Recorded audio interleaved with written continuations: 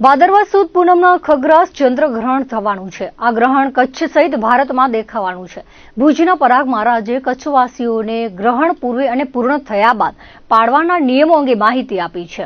રવિવારે રાત્રે 8:57 ગ્રહણનો સ્પર્શ થશે અને મોડી રાતે 2:25 મોક્ષ થશે। મંદિરોમાં સાંજે 7:15 વાગ્યા સુધી પૂજન આરતી થશે।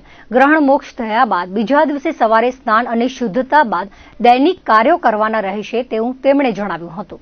આ વખતે ખગ્રાસ ચંદ્રગ્રહણ થવાનું છે ભાદરવા સુદ પૂનમના રવિવારે તારીખ 7/9/2025 ના રોજ જે આપણા ભારતમાં દેખાશે એટલે આપણે પાળવાનું છે અને એના નિયમ ગ્રહણ છે એ સ્પર્શ થશે રાત્રે 8:57 અને ગ્રહણનો મોક્ષ થશે એ રાત્રે 2:25 એટલે ગ્રહણનો વેધ છે એ બપોરના 12:57 થી લાગી જશે।